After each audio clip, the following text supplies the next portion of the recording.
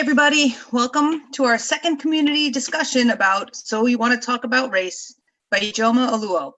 In case you weren't here last time, but for most of us, if you click on the participation icon, you should be able to choose to raise your hand or to lower. If you can't find the hand icon, let us know in the chat and we will help you figure that out. We are going to be calling on participants after each question, so that's why we need your hands up. And if there is time at the end, we're going to open it back up for more participation. Again, if you've got something that just has to be said or any questions that you would like to discuss, please either type it into the chat or send us an email. We do have an email address that you can send us questions that we can answer at, in the next day or two. That email is kingstonreadsabout@gmail.com. One of us will be responding to you either later on tonight or in the next couple days. But we do want to hear from you, and we are hoping for this discussion, and we want to talk about race. All right, Charlotte? Hi, good evening. So to get ready for this work, we want to have a few moments of mindfulness to ground us. So you can either start with your eyes open or your eyes closed, whatever you feel most comfortable with. So we want to start by finding some balance between relaxed and alert, because exploring sensitive topics can sometimes create some tension. So see if you can soften any part of the body that feels tense, your jaw, your shoulders, your belly, and take a couple of deep breaths in and out through the nose. We want to connect to this body right here, right now, breathing in and out. Allow the breath to come to a natural rhythm and ask yourself some questions. How do you feel right in this moment?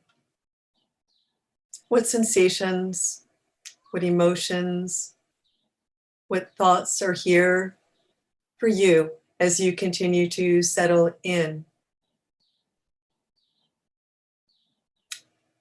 Invite a softening or release of any tension. And if there's any self-judgment that comes up, you can meet it with kindness, maybe offering yourself the words, "It's okay." And bring some curiosity and some kindness to this self-judgment.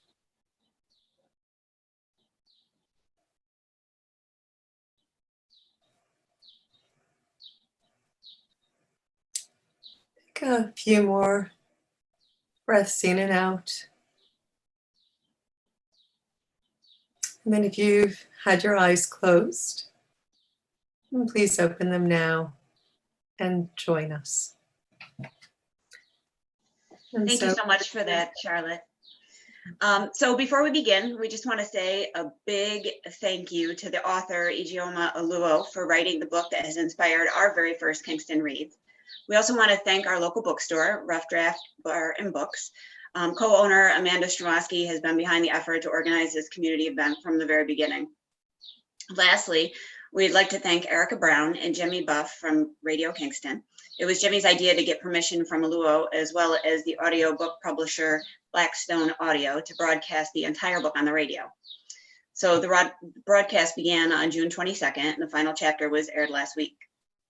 If you want to know how to support your local bookstore and you still don't have your own copy of So You Want to Talk About Race, or want to find out where to borrow a copy, or about what actions you can take, or where to get a list of resources to support building your awareness of racial justice, or how you can register for our third and final community discussion on July 30th, stick with us until the end of the hour.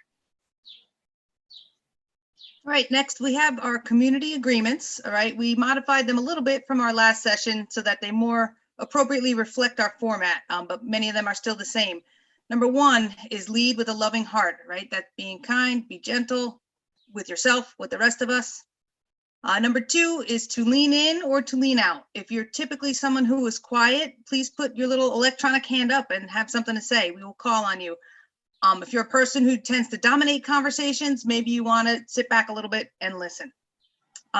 Ouch and oops. If somebody says something that offends you, speak up with an ouch. And if for the person who has said something offensive, whether or not we intended it, just take ownership, take responsibility. Oops, I didn't mean that. All right. Number 4 is just to land the plane. So just be conscious of not dominating the conversation when it's your turn to speak, because hopefully we'll get a lot of people here who want to talk. Terrific. So before we start our discussion, we think it's important, as we did last week, to have as our foundation a definition of racism. Our definition is, again, Oluo's definition, which is that racism is a prejudice against someone based on race when those prejudices are reinforced by systems of power. So we think it's important that we all come at this with that definition. And once again, we're also going to be operating under the assumption that all of us have at least begun to reflect on our privilege. We've all read chapter 4, or if you haven't, please go back and read that and recognize that we are speaking primarily, specifically about white privilege, unless otherwise specified during this conversation. An excellent resource, an additional resource for this, is Peggy McIntosh's White Privilege, Unpacking the Invisible Knapsack. So again, we'll put that into the resource section, but Peggy McIntosh, White Privilege, Unpacking the Invisible Knapsack, and she gives a wonderful list. And I think the one that spoke to me most directly was, I do not have to educate my children to be aware of systemic racism for their own daily physical protection. So maybe one will touch your heart more than others, but a good resource. Kathy, on to you. Thanks, Charlotte. All right, though most of you met us last week, we're going to begin again by briefly introducing ourselves, who we are, and why we're here tonight. So I am Kathy Saletti. I'm an assistant principal at Kingston High School, and I'm here because it's long past time for us as white folks to do this heavy lifting of the anti-racist work. This is just one small part of it, but our conversations and our conversions have to happen until all of us white folks see how the systems of oppression and racism, white supremacy function all around us so that we can all experience our full humanity. Amy? Hi, everybody. I'm Amy Capus. I'm a social worker at Kingston High School. And I'm here because I believe it is my professional obligation to the children and families I serve, as well as my moral obligation as a white human to do this work. And I really do believe in the power of positive personal and political change. And this dialogue is essential. I think we have the ability to make that happen right here in our community. And my name is Charlotte Adamus. I'm a school librarian at J. Watson Bailey Middle School. And like Amy and Kathy, I'm really here because I think it's a moral obligation. How I don't know how I could face my students, Black, brown, or white, if I wasn't educating myself. We owe it to our children. We owe it to the next generation, right? We need to prepare our children for the future. So the work is here, and then the work is out there. So that's the foundation of what we're doing and why we're bringing this to all of you, with the hope that this work will grow and we will build a foundation, right, of people who deeply care about changing the racial injustices that are present, both systemic and personal. So thank you all for being here. So since this is a dialogue, a discussion, not a lecture, right? We really encourage participation. We're counting on it. And we ask that before you respond to tonight's questions, you please share your name and tell us briefly why you're here tonight, why you wanted to be a part of Kingston Reads or to read this particular book. The first question that we're going to talk about is taken from chapter 6. It's Police Brutality, Really About Race. The author writes that often the conversation around police brutality against Black and brown people is just a matter of, quote, miscommunication. Oluo writes that it is discussed by the media and politicians as, quote, if we could only come together, we'd see that we're all good people. But after reading this chapter and learning more about implicit bias and the power dynamic that exists between police and people of color, do you think that the problem can be resolved through conversation? What resonates with you, or how has your view about policing changed or shifted since reading this chapter? So again, I just want to remind people to please raise your electronic hand. And then when we call on you, you'll be unmuted. And if you could just tell us who you are, why you're here tonight, and then respond to whatever portion of that question or chapter you would like to.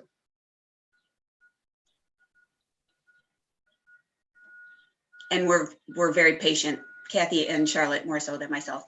So We'll wait.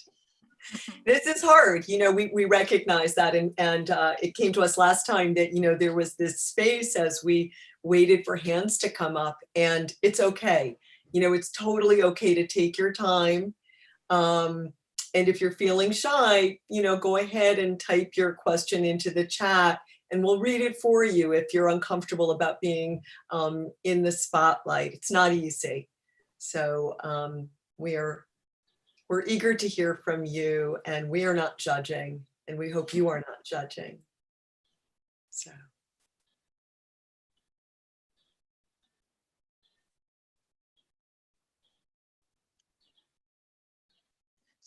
with all that's been going on and around and in the news that has sparked a lot of these conversations, I would imagine that people have to have some thoughts about this, and it's a tough conversation to have, but that's why we're here.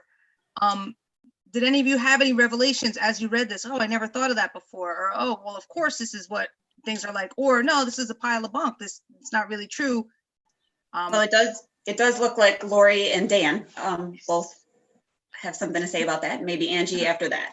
So we'll start with Lori. Hi, I'm Lori, and I've joined because I do believe that we need to do something, and I'm trying to figure out what I can do.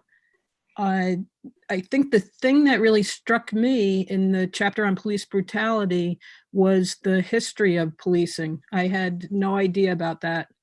And that really, I think it's something that can be shared with people so that they could start to understand how we got to where we are now. And it's something that I want to look more into about, you know, how policing started, because that just totally shocked me when I read that.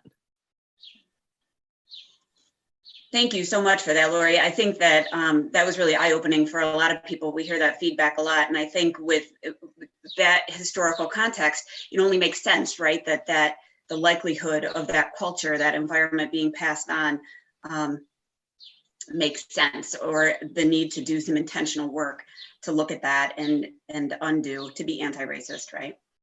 In that system. Dan? Hi, I'm Dan, live in West Hurley, and I'm here just to get educated on the whole, trying to put myself in someone else's shoes, and it's been a revelation. Police brutality thing is a big topic. I'm not crazy about the way the question's worded, only because to me, conversation always counts, and you can't discount it. But how do you get people to the table, and how do you get people to listen might be a part of that question, or hidden behind that question.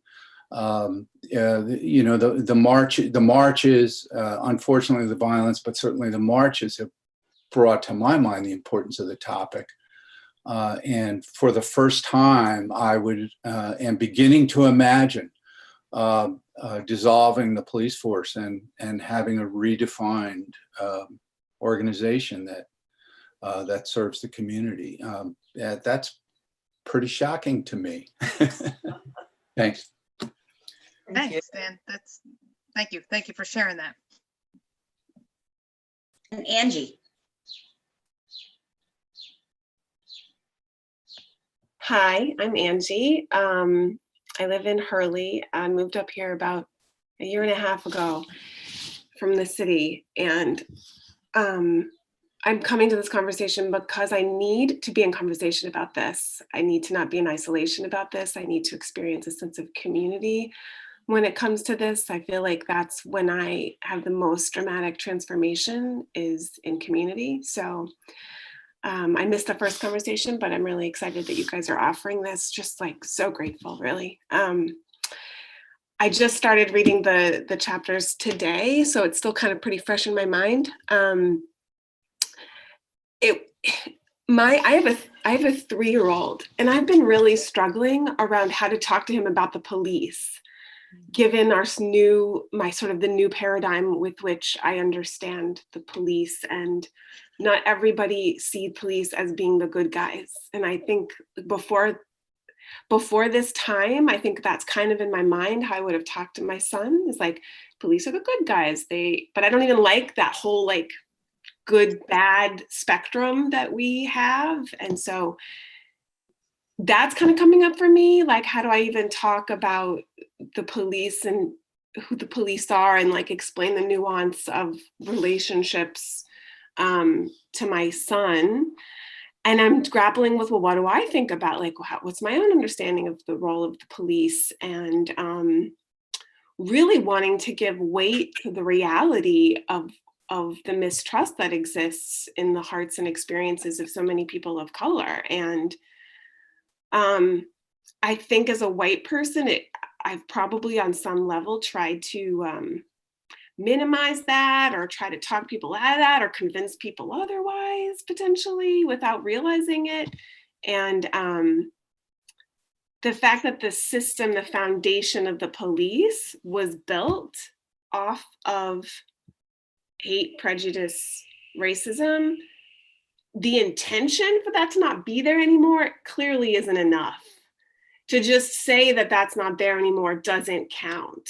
It's like, what are people experiencing? And that's like coming from a generation of parents who are, like behind the police, and feeling like my own questioning of the police feels disloyal to my family, is, it's kind of hard to stand in the middle of that for me personally.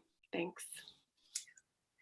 Thank you. And as you were speaking, Angie, I'm a school librarian. I'm thinking, what books are out there? And I promise you, we have your email, and through registration, I'm going to look up, again, with children, I always think books, right? Mm-hmm. If there's a picture book, if there's something that can gently share that. But I really appreciate, as a mother, as a teacher, that you want to bring that reality. And this is a conversation that probably none of us have had if we're white, right?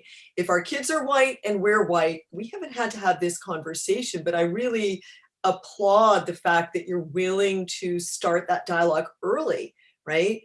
And it is all new territory. And I think that Oluo really points out this wonderful way that she says, police can be different depending upon where you're coming from, and both things can feel true, right? So for people who identify as white, and our experience has been this way, and then we learn that it's not that way for people of color, and the harm being done, yeah, that's where the shift occurs. But it's okay that we've had that view, because that's the way we've been raised to think. And so it is true that was our belief. But as we begin to see that things are not as they seem, we have to reinvent the way we educate our children. So I will look at books as a start. Another thing that I really appreciate that Oluo says in that chapter is, in talking about the privilege that white communities have when it comes to policing, she says, I'm not saying that I don't want white people to feel safe in their community. What I'm saying is we should all be able to feel safe in our community, right?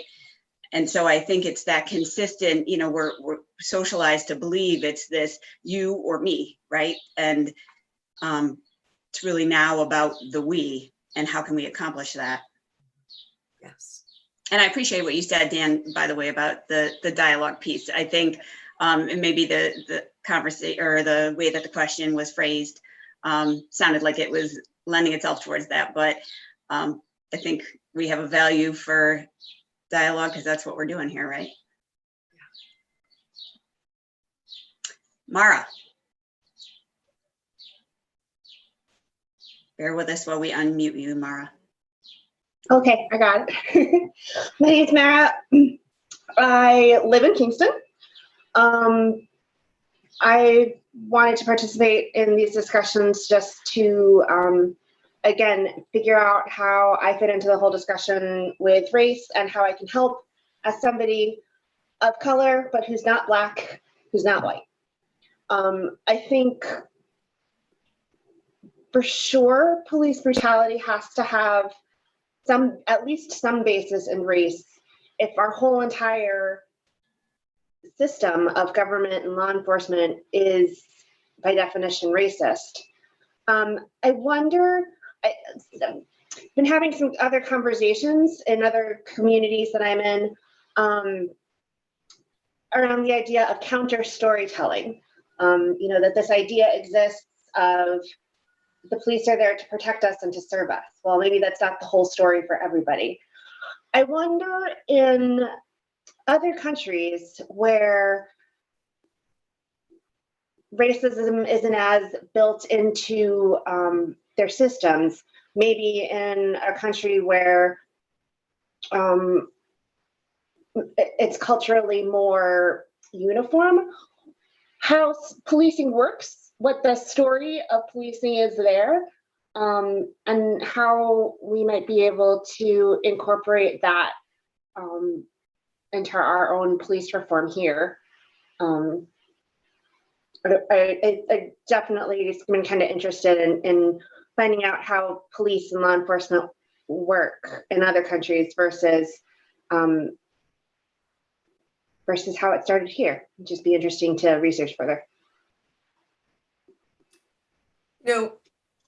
It may be even interesting, Mara, to look back at how did Indigenous people, right, police their communities. I think we can probably learn a lot from Indigenous cultures. I think probably, I'm guessing that a lot of what we're looking at currently is not all that different in most countries because of the influence of globalization. And, we've all been influenced by oppressive governments. And I wonder about, again, the way Indigenous people dealt with infractions, dealt with safety, dealt with community, right? A lot that we could probably learn. From about the use and the frequency of force, right? Right. Mm-hmm. The violence piece, right? The violence piece, Todd?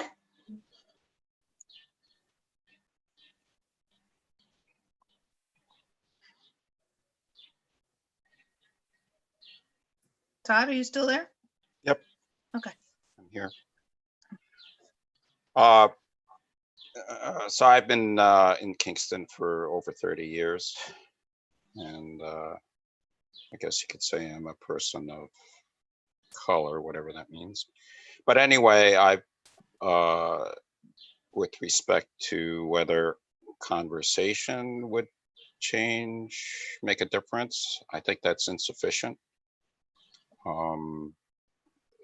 It appears from reading and talking to other people that the police appear to be quite resistant to reform over the years, including recent years. And if you look at how policing has changed, for example, in Camden, New Jersey, and in Germany, the changes were sort of forced on them. And, it's not perfect, but it's a big difference. I think there's you have to sort of change the militaristic culture of the police, and that's not going to happen very easily. But it can't be done just by conversation. It's got to be something deeper. And I've also, there was also a book that, written, I haven't read it yet, but read an interview with her who talks about how policing is doing things like policing very, very minor crimes. 80% of their time is not actually going after serious crimes, but going after very, very minor things like misdemeanors. I mean, that maybe they shouldn't have to do that or shouldn't be doing that. And maybe that might help. Instead of trying to raise funds for the community by writing traffic tickets or policing, minor misdemeanors, they should be focusing on actual crime. So that's, but this is a very difficult and long sort of conversation. What's the name of the book, Todd? I have it downstairs. Let me see if you give me a second, I'll try to look it up. You can come back and type it into the chat, and then we can share that out. How would that be? I'll do that. I'll type it in. Or you can send it to us and we can put it on the resource list. We don't want you to miss anything. Okay. Yeah, I was We just also, sorry. Go ahead. We also have Donna's hand up, and then I think that we'll probably move on to the second question after Donna.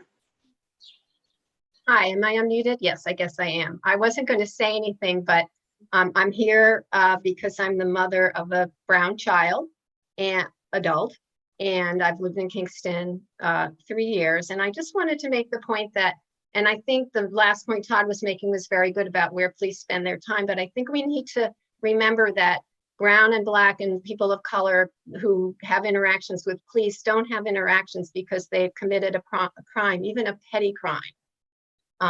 My son was stopped when he was on a date with his girlfriend. She's white, and she was driving, and the police stopped the car, and she didn't have any traffic infraction. He wanted to know why she was driving around with my son, and he was asked for his driver's license, and he was asked where he lived, and she was asked, "Are you comfortable being in the car with this young man?"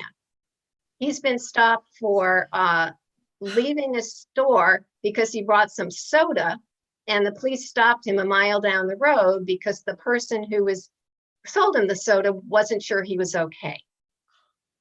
So by the time he was 18, he had no trust in the police. I couldn't tell him the police are there to protect you, that they're your friend. So when he was robbed and beat up on the way home, walking home one night in the winter, and I wanted to call the police and report it, he said no, because he knew by then they were not there in his best interest to protect themselves. So when we talk about changing the police and police brutality, it's not the extremes of brutality, it's the everyday death by 1,000 cuts that brown and black people have for doing nothing but being brown and black. And just needed to make that point.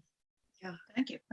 Don't apologize. I'm sorry that happens and still happens. And I can appreciate where Todd says that the conversation is not enough, but just listening to this, we have people who are saying now, this is not how I was raised, and now I'm seeing this is an issue. And so the conversations, while no, they're definitely not enough, they are important. They are an important step. It's important for us to continue to talk to this so other people will open their eyes and see this is reality for too many people.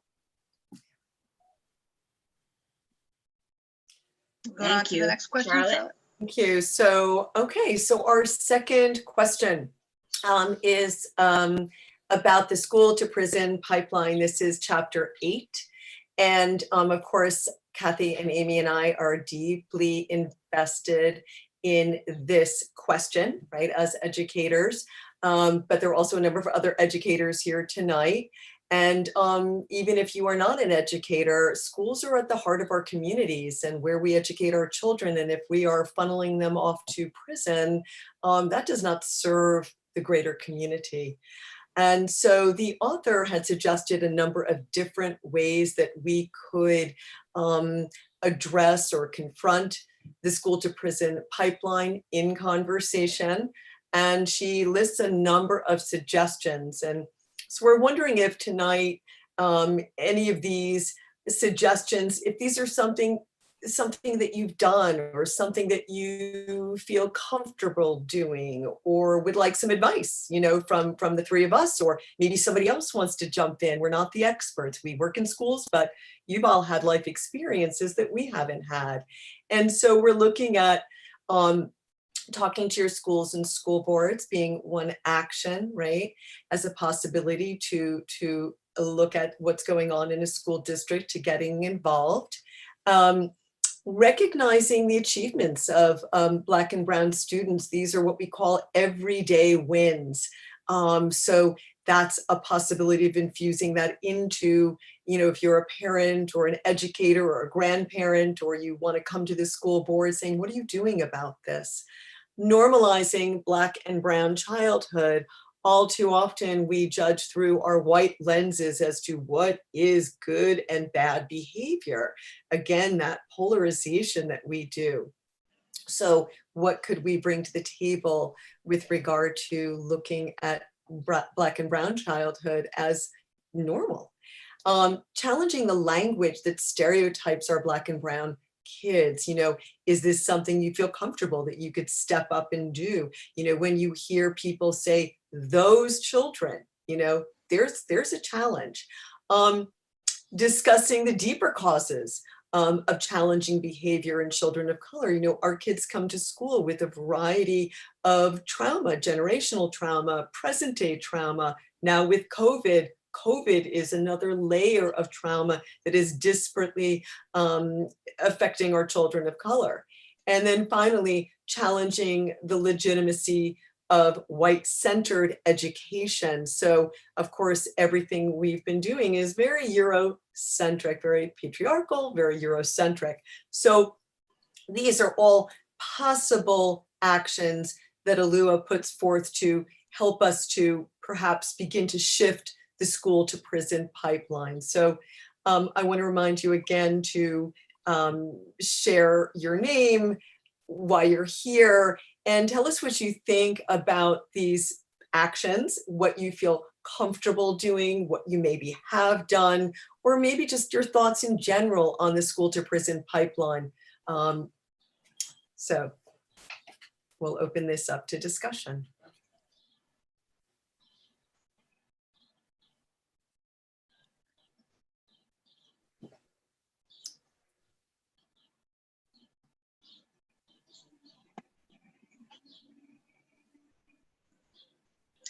Leslie, thank you. Can you hear me? Yep. Can you hear me? Yes. Okay. My name is Leslie. I'm from New York City. I did go to camp on the road between Kingston and Sawkill back in the 50s. But the reason, I think basically when people take education courses or teacher training has to be revamped a little so that there's sensitivity to all colors. And I think that will maybe, if taught, the people will recognize this is something that's been lacking. So that would be my suggestion, rather than, and in addition to the ones that she mentioned. And I also hope you will go back to affirmative action and intersectionality if you have a chance. Thank you. Thanks. Take care. Leslie.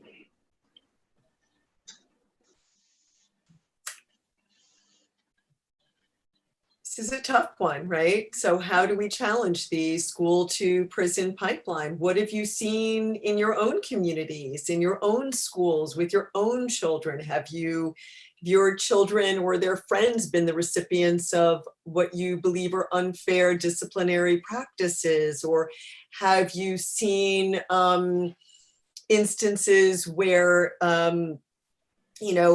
children are treated differently? Was this a completely new concept for you? We do have a couple hands. Yep, we're gonna hear from Tony and then Nancy. If you could just keep your hands up also until we get to you. Hi, everybody hear me okay? Yes. Sir. Great. Hi, my name's Tony. Although I've only lived in Kingston for a year, I was just over the line in Onteora. before that for about 15 years, and I was on the school board there for a number of years. And Ontario does not have as diverse a population as Kingston, but that actually can bring its own issues, because I think it can be a little bit more tokenistic. It can seem a little bit more tokenistic. I was really interested in this chapter and how it sort of dovetailed with the affirmative action issue, because I think there are a couple of things that are related here. And in the affirmative action chapter, Ijeoma raises the point that we just don't have equal representation among teachers, and for as long as we don't, I think we're going to have bias within the schools. And I think she raises a point that she raises a question, and she says that teachers, surely we're not accusing our wonderful teachers of racism. There are many teachers here. I don't think we are, but I think every single one of us here is coming to the table understanding that we have, unfortunately, some kind of implicit bias that's just come with us for years that we're trying to shed just by nature of being here. At least I'll say that for myself. So I have seen instances over the years that I don't think were deliberate, but I think they were nonetheless conscious issues of racism. But I think that until we can address the affirmative action issue, and I don't see any reason for us not to say as school districts, okay, if we have a population that is X minority, we really need to be recruiting teachers of X minority, because for as long as we have an almost entirely white teaching force, we're not representative of our districts. So we're really presenting a sort of white education system.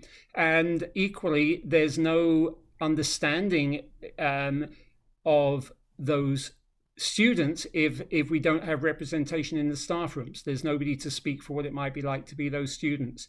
And I do think in general, I'm having a wonderful time reading the book. I think she's laying out arguments very, very, very clearly, and it's helping me considerably. So that was my perspective of bringing two chapters together there.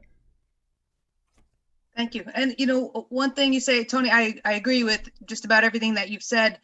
And as far as finding teachers of color to be representative of the school districts, in which they're working, there's a whole other layer of difficulty with that, in what it takes to become a teacher, in terms of the amount of money that it takes to be certified, and the exams that have to be taken, which are also made with a bias in them, which creates yet another layer. So I think that does dovetail nicely into the affirmative action piece. What do we do? How do we do that? How do we truly level that playing field so that we can have teaching staffs that are representative of the students that we are working with? Sure. And actually to that, quite a few years back now, it might be as much as 10 years back, I went to the school boards conference where there was a presentation on exactly this subject, and how a school district can try and appeal within the interview process, try and actually make itself so that it wasn't saying explicitly, we want you to do affirmative action. It was saying try and recruit more applicants. In this particular case, as is often the case, a school board's role is limited. You can bring back this concept and present it to your superintendent, and then it's up to the superintendent on whether they want to follow through or not. And in that case, with a previous superintendent, not the one who was on this reading group last week, but with a previous superintendent, I remember bringing that back, and it's one of many things that weren't taken up on, but I'm just allowing that there are groups out there, teachers groups, that are trying to find solutions. And I think that it's a case of school districts, if they apply themselves and say, this is something we want to do, it can be done. I'm sure it can be done. Thank you. Nancy. Hi, can you hear me? Yes. Yes. Hi, I'm Nancy, and I live in Kingston.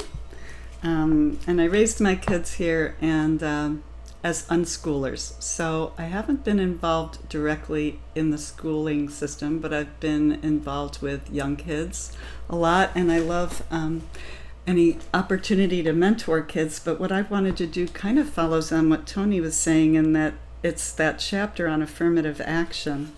And it's this story, I wonder if people will remember, about Oluo's brother, Aham, being called the homeless kid. And I found this and many other of the personal stories in the book extraordinary. And I think this story in particular is really extraordinary, and really comes back to education again and what goes on in classrooms. And in this case, this teacher that set up a system of reward and punishment, I think right there, I feel like this story in itself could be a book. And it's a book about the choices teachers make about how teaching happens. And it's also a story about racialized capitalism, right? Because in this story, you get money for pleasing people, and it's taken away from you if you don't. And when Aham or Ayam, and I'm sorry, I don't know how he pronounces his name. I wish I did. Does anybody? I do not. Sorry. Winds up losing his money and is called homeless by the other kids, which is a taunt, which is a slur against any unhoused person. And this family clearly skated very close to that situation at many times in their lives. I don't really know where I want to go with this, so I think I'm going to land the plane. But he didn't make a single friend for years. And then he got his GED, and it's so moving. Without music, he would have been lost. He got his GED because he left school, and it was easy at that point because he wasn't being prejudged. I just think we really have to breathe that in and think about all the systems that require transformation and demilitarization and the removal of punishment. Plane has landed. Thank you. Thank you, Nancy. That was beautiful. Yeah, you brought up a lot of, I think, very good and salient points.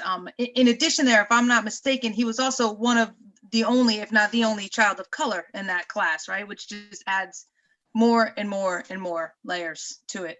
And with that, we've had a few of you guys mention affirmative action, and someone in the chat asked if we were skipping over the chapter. We don't have a question from that chapter, but you guys seem to have things that you would like to say. So put up your hands, talk to us about chapter 7, affirmative action.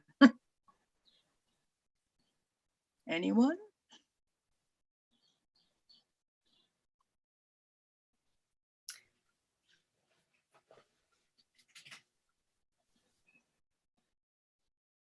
I'm wondering if it came up in part for people because it didn't sit right, or there was something uncomfortable about it prior to reading this chapter, or even after reading this chapter, or was it something that always kind of made sense?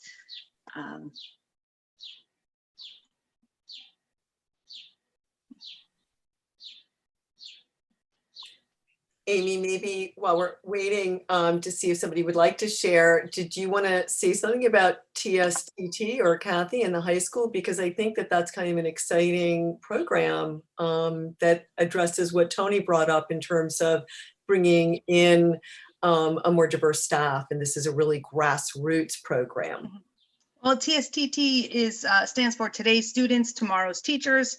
It is a company that comes, it's based in New York, I think more down in Westchester County, but the purpose is to take particularly minority students and low socioeconomic status students, people who are not considered middle class and are not most often folks who go into teaching. If they have any desire to get into education or leadership in any sort of way, this is a great program that just almost serves as like an extra guidance counselor for these students. And they have a lot of opportunities to develop their leadership skills.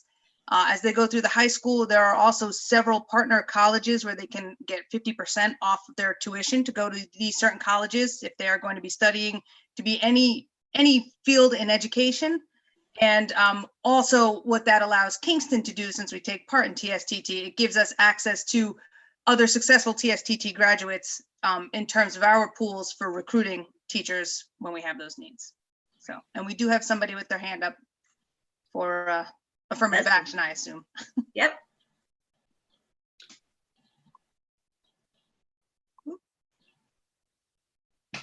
Oh, we're just waiting for you to be unmuted, Leslie. There we go. Leslie has to unmute. Yeah. Can you unmute? You're on mute, Leslie. You have to unmute yourself. Okay, got There it. you go. There Okay. you go. I think the book store now has these questions, but they were originally missing. And it's a reflection to chapter 7. How can I talk about affirmative action? The author takes on five main arguments that have been made against affirmative action. 1, we don't need affirmative action because society isn't as racist or sexist as it used to be. 2, if an employer is racist or sexist, you can just sue them. 3, affirmative action teaches people of color and women that they don't have to work hard as hard as white men. 4, affirmative action is unfair to white men because it causes them to lose opportunities to less qualified women or people of color. 5, affirmative action doesn't work. So that may give you some food for thought. Thank you. Thank you, Leslie. Was there anybody that wanted to respond to any of those before we move on to our question about, or statement about chapter 9?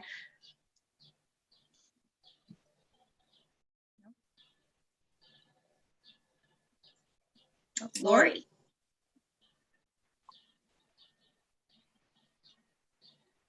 Hi. Hello. Okay.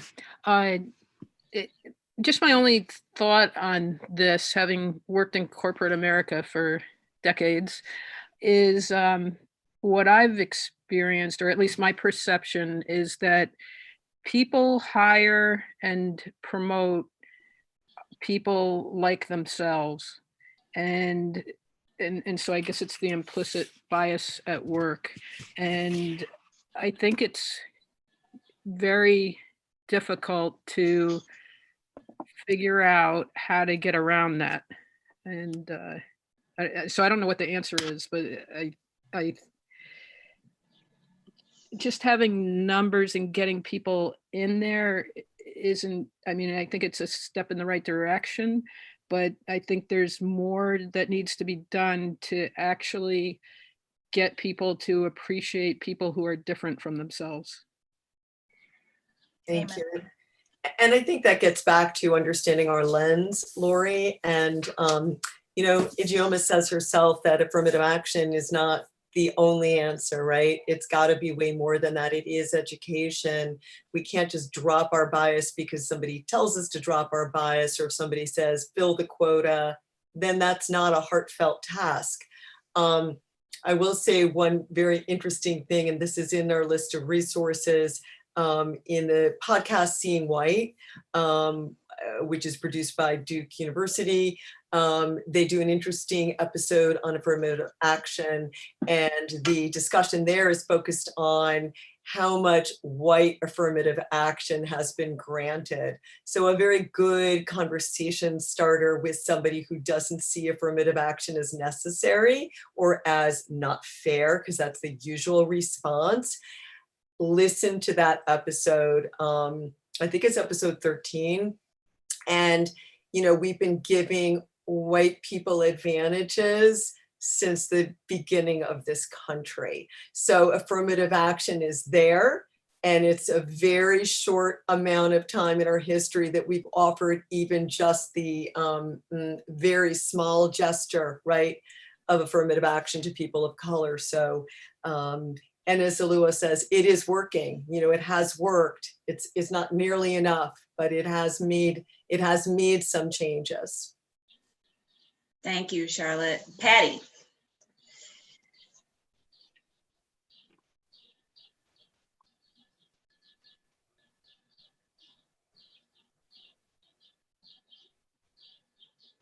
Patty, are you still there?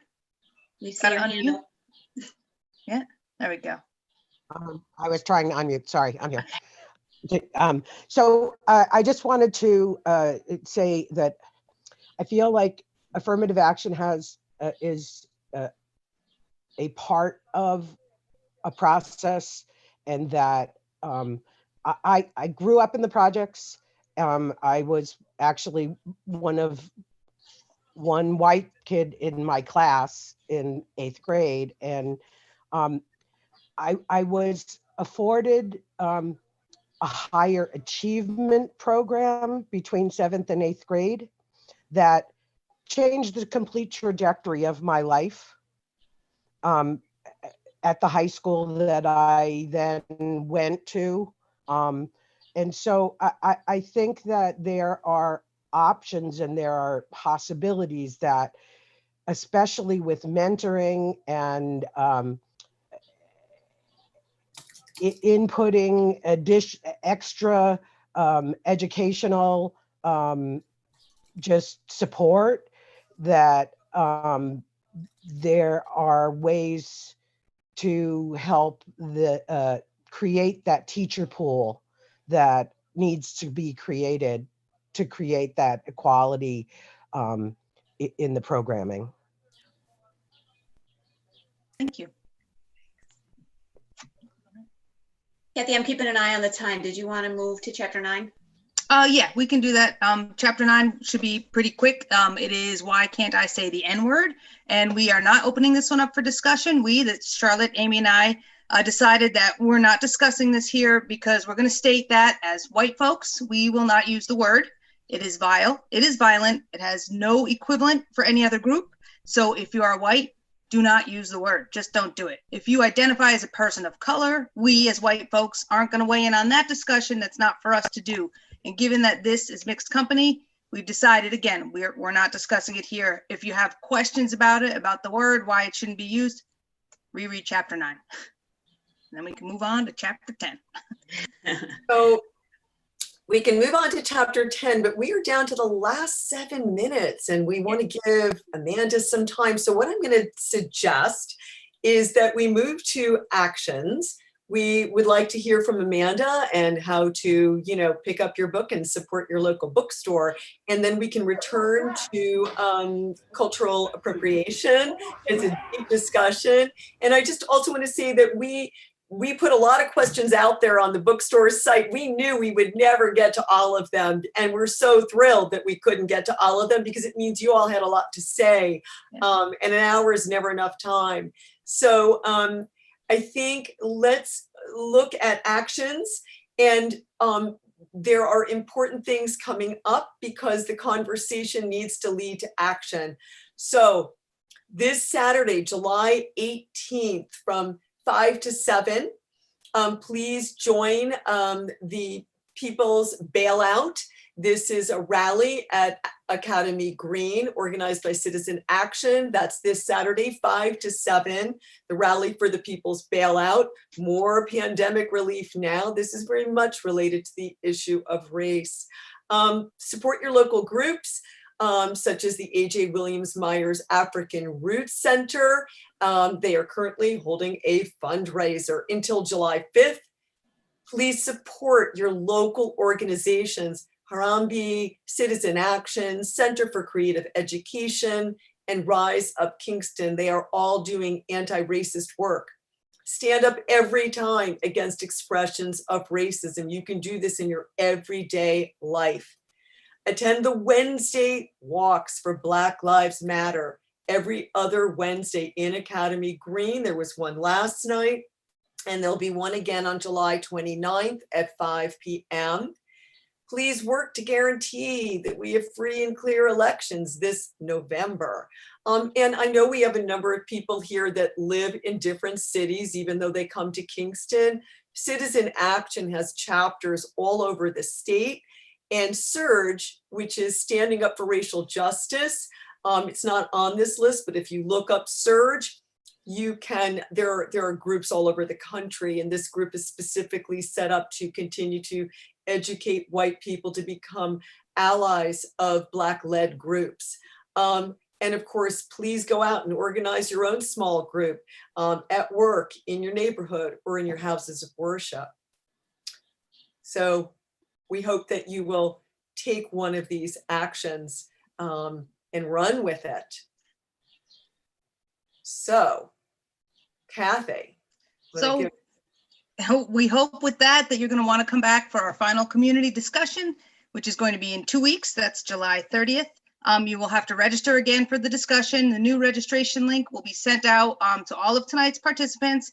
It's going to be posted on the Facebook page again and on the Rough Draft event page. And don't forget, you can email us questions in advance if you guys would like to, have us address something in particular. Also, we have a list of resources, which I hope we get to add Todd's resource to in the Rough Draft website. Those pages should be linked into the chat, all right? And you can become co-conspirators with us in our fight for racial justice. Amy?